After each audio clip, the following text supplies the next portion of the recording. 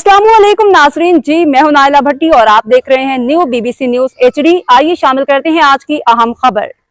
संजूरू report. Manoeuvre Ali Panwar संजूरू थाने की हद दिया 24 जमड़ाऊ नवाबशाह सांगर रोड पे पटा रिक्शा मोटरसाइकिल में तसादुम। मोटरसाइकिल सवार दो सगे भाई जामबाग, पटा रिक्शा ड्राइवर फरार।